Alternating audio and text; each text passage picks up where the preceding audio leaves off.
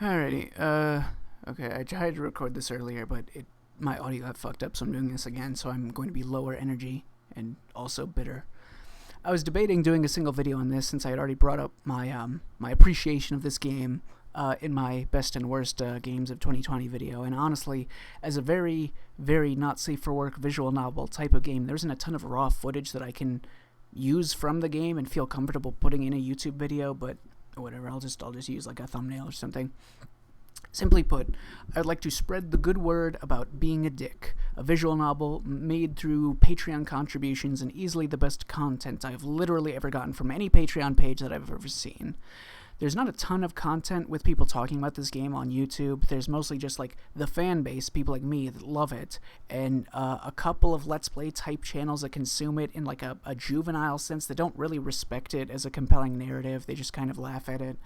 It's all made by one guy, I think. It's an episodic series that started last year and is still ongoing with a new episode every few months or so.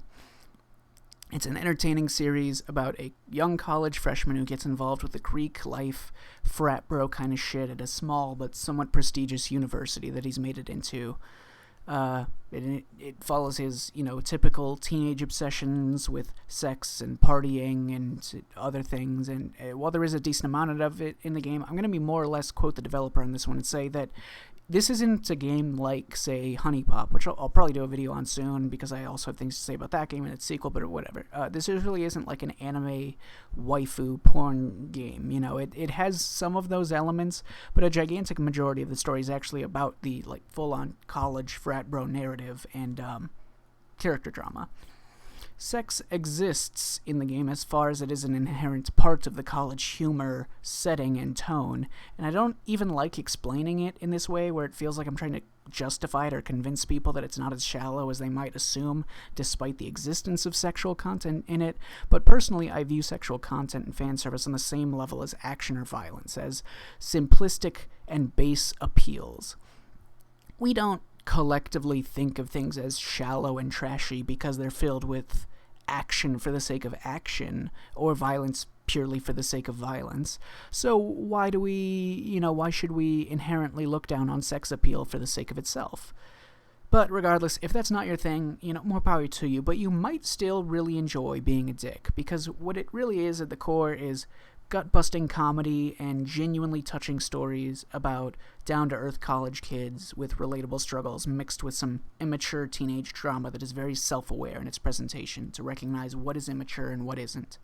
And I'm not alone in this. Being a Dick is extremely popular amongst the small group of people who've heard of it and have played it. Has fucking 98% positive rating on Steam last time I checked, even being a game that has a lot of sex in it, which usually guarantees a game drops a good 10% in Steam reviews. And not that that's necessarily a good metric for what is good, but yeah, other people love the game too. It's just a relatively small group of people who would have even known that a game like this exists. I'm just here to spread the good word for those who literally haven't heard about it before. Being a Dick has quite a few different types of appeals in terms of storytelling and entertainment. Most of the actual content is going to come in the form of comedy first and foremost, even if there is actual characterization and drama involved in that comedy. The comedy mostly functions from the game being extremely self-aware about its own silliness, and the jokes and tone all get much, much better as the series continues, from what I recall.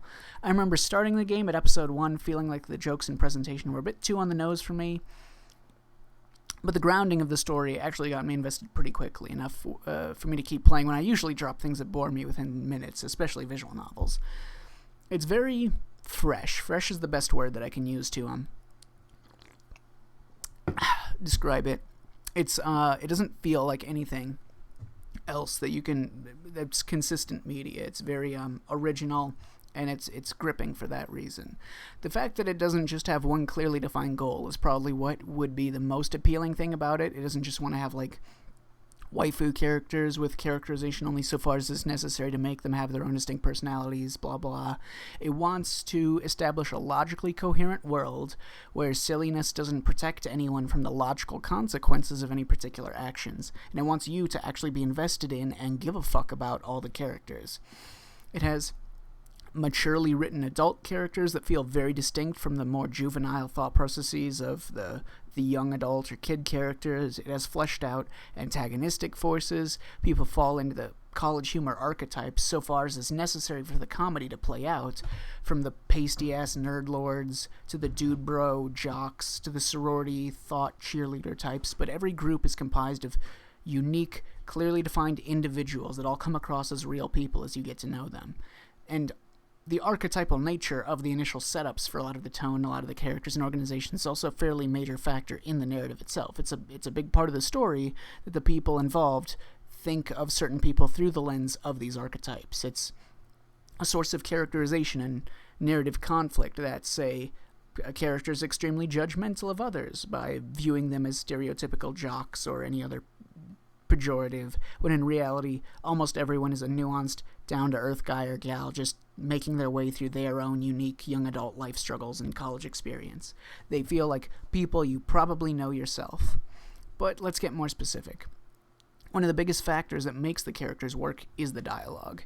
The game has really good dialogue, especially when it comes to making different people talk in completely different ways from each other, especially based on their massive differences in personality, with a huge variation in the seriousness and maturity of speech between different people.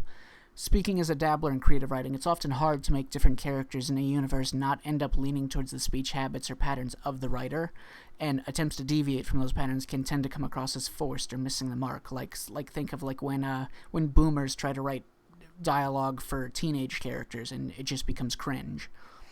Maybe I'm employing a bit of a fallacy here that I've talked about recently, where I'm making comparisons to weak writing rather than strong writing, but the point is the dialogue all feels fresh. It has a lot of character to it. Everyone talks in their own distinct ways and that feel natural to them and really help flesh them out just through them talking about anything. They can talk about fuck all nothing, and it's all great characterization content. And beyond that, the dialogue is allowed to just be characterization a lot of the time. This is another sticking point with good writing, but when characters in media only talk about things that are directly related to the plot, it makes them feel hollow and like they're sort of an action figure for the script rather than a character. A shitload of the scenes in this game and the dialogue and the tangents in scenes that are otherwise about important plot points allow the characters to feel more like people, like they speak imperfectly, they talk about shit that doesn't matter, they have weird fucking specific thought processes and opinions on things that makes them feel charming. Charm is the name of the game. The drama doesn't even have to do anything mind-blowing or revolutionary. What's important is that the characters are so charming and distinct and likable that you actually give a shit about them and relate to them when the story becomes more dramatic and more emotional. The fact that it's a comedy on the surface helps with a lot of the drama as well, because the bait and switch of just enjoying a low-stakes, hilarious adventure, only to be reeled in with these characters that you're enjoying the antics of, and of them getting into logically believable struggles that make sense given how they've already been presented, that's really effective. Now, ironically, if I had to make a consistent criticism of the game so far, it'd be that the main romantic interest characters don't feel as fleshed out as they should be. Perhaps it's a matter of their issues being focused on more front and center rather than through the more background, subtle means of the supporting cast, where subtlety is always superior to explicit focus in writing. But, there are 5 main romantic routes in the series, according to the game itself. Realistically, there's 6, but only one of those characters, I think, is anywhere near as likable and as charming as basically the entire rest of the supporting cast. Maybe that's a positive, though. You can easily spin that as a positive. All the characters are so good that it speaks to how strong the supporting cast is, that they can compete and steal the show from the more major characters. But really, I think it's because the major characters' individual storylines and backstories and whatnot haven't really progressed at a very swift rate, and when there is focus, it tends to be more on the relationship between the whichever girl it is and the main character, who I'll refer to as Tremolo, since he has no explicitly given name, and that's the name that he has in the social media sites in the game. But anyways, yeah. Since it tends to be much more from Tremolo's perspective, it feels much less like you're learning that much about the main romantic characters, except for the one that is overwhelmingly the most popular amongst fans, myself included. But enough about that, whatever. Okay, I mentioned the plot a few times, but what even is the conflict in this game? Well, like I said, it's largely just an all-encompassing look at Tremolo and other people's college experience, including, from alumni, from the teachers and staff at the university, and just how teenagers begin to become adults and interact with the world at large. It mostly has a comedic, silly tone, but there's a real nuanced commentary on how kids get wrapped up in validation, social media, obsessing over surface-level politics, the lingering impacts of good or bad parenthood over children and their upbringings, finding general life direction. The conflicts range from monetary struggles, relationship woes, classism, toxic family dynamics, depression, self-destructive life choices, the desire to fit in, and stuff like that, But again, all of these conflicts work because the tone and characterization is so on point that you love absolutely everyone. And with that, I need to move on to what the title of this video is about. The best way I can describe the tone of this game is Himbo energy. It's pure, unfiltered, enough to power a fucking city block by itself. That much Himbo energy. See, what I've kind of glossed over is the prominence of certain members of the core cast. I talked about how the main romantic interests don't feel quite as gripping as some of the supporting cast, but that's not to say that the major characters as a whole are weak or anything. In reality, most of Being a Dick follows the wacky college hijinks and adventures of our boy Tremolo and his new best friend Derek, as well. Derek being my favorite character in anything that released in 2020 across all media. But yeah, if not Derek, and there's plenty of other major characters, major other supporting male characters in the fraternity Tremolo gets roped into. It's all about watching these adorable morons do stupid shit. It's like a fucking Himbo event horizon. There's more Himbo energy in this game than in the entire Yakuza series combined. I said that on Twitter a while back. I completely stand by that statement.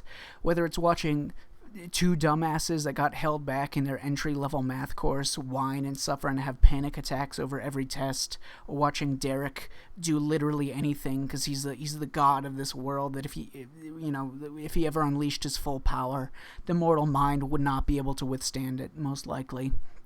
Watching the frat bro douchebags band together to make enough money to fix their fraternity so they can get back to throwing parties, or a million other Himbo nonsense things they all get up to.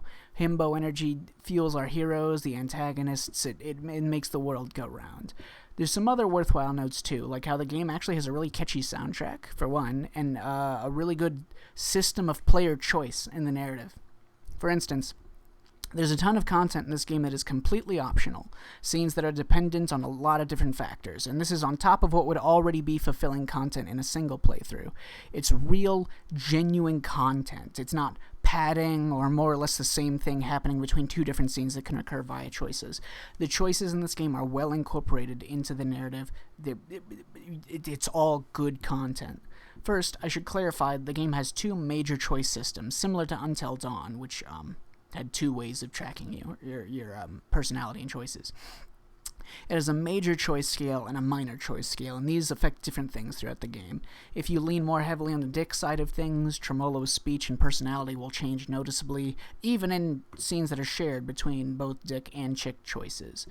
These impact things that play out automatically, as well as what options you have for choices in the future, and the choice in the game exists for entertainment value. It's it's like the feeling of getting to choose who you spend time with in Persona games, like Persona 3 onwards, rather than in say Telltale games where most of the choice only exists to insult you as the player for whatever you chose by them giving you a situation in which someone will yell at you no matter what you pick. Even more dramatic choices are ones with greater consequence, or they're difficult to decide which direction you might be leaning with. They do so without condescending to the player for their selection or making the choice into some sort of negative experience. They're all entertaining choices. It's choice for the sake of making the game more fun. And they all come as the result of logical conflicts rather than being forced choices created just for the sake of itself and having all the characters be petty, whiny assholes like in Telltale games. I feel like I need to back up a second because I've kind of been underselling something. I just want to clarify the romance in the game is actually really cute and engaging to watch. It's not some sort of weakness. I was just personally more surprised going into it by the elements besides that being as good as they are. Another strong component of this game is a strong protagonist. Tremolo, for a nameless character, he's very well defined, and he has a really prominent personality. He has a clearly established background and history and character to him that allows him to be relatable, yet still allowing for the player to roleplay in his shoes pretty easily and see how he bounces off the rest of the cast. Of course, like basically any game with a romantic component to the story, like even fucking Persona games have this problem. This is something that I really appreciate in this. Most games tend to have an issue in how the characters kind of break down a little bit when the main character pursues multiple different characters at once. Like, in Persona, you're constantly cheating on everyone, yet your protagonist's personality doesn't even reflect this kind of toxic behavior or choices. But in this game, Tremolo is very mindful of this idea. He's very reflective on whether he's doing the right thing or not. He's also very honest and upfront about the fact that he is actively interested in multiple different people at once, and he's not sure what to do, but he won't promise commitment until he feels ready to. He's very, solves the problem, and the character itself is a huge breath of fresh air. Tremolo's character is dynamic. He doesn't feel one note or lacking in any sort of category. He has very clear, like, themes tied to his storyline and his experiences. Him and Derek together are just a really solid duo as well. They're both funny, relatable, easy to empathize with. They're both cool and charismatic. They're some of the best boys you can find anywhere. I absolutely love Derek, especially with all my heart. I love him more than Ichiban, more than fucking Uncle Iroh. Any highly likable character you can think of. They're just fucking ants. They're tiny ants living in Derek's world. I'm sorry to say. And I did mention the great soundtrack, but I should mention it again. For a low-budget game, it has a lot of licensed music that's all really great at tone setting.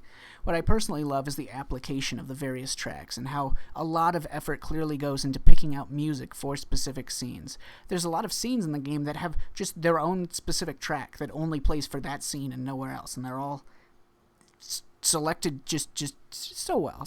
All the music is great to listen to. All in all, it's just a really entertaining visual novel. There's a lot of unique ideas. It has great execution of those ideas. It's incredibly fresh and has so much goddamn himbo energy. Despite its content, I honestly think that most people would enjoy playing this. It's pretty broadly appealing, especially by the nature of being as self-aware as it is. If you're worried about it being some sort of, like, toxic kind of, I don't know, incel-leaning degenerate playground or something, it's not. It's very balanced. It's not judgmental or toxic. All the characters and all the sort of ideologies at play are very broadly spanning. There's lots of characters with different worldviews. It's a good time with a lot of great characters with tons of personal agency. I understand if this still isn't in your wheelhouse, or just, like, if you think it looks visually cheaply made or off-putting because it was relatively cheaply made. But it's a blast, and it just gets better and better as it goes. And there's more and more emotional investment in the characters, and the storytelling becomes more bold and creative as it goes. I wish I had more to say without going into specifics. I wish I could, like, make a full multi-long hour spread for this game like I did for other games that I don't like even nearly as much, like Last of Us 2 or FF7R, but sadly, that's not in the cards. This is not for the sake of doing a review or anything like that. It's not talking about specific things, because I understand that most people don't even know what I'm talking about. They haven't played it. So anyways, that's all I got for you now. I'm hoping to get out a video essay on, like, Danganronpa pretty soon, and audience appeals in fictional media. Maybe I'll make a video on, like, Rakuen or something before Imposter Factory comes out. I'm working on some content, so I'll have some shit, pretty soon. Stay tuned.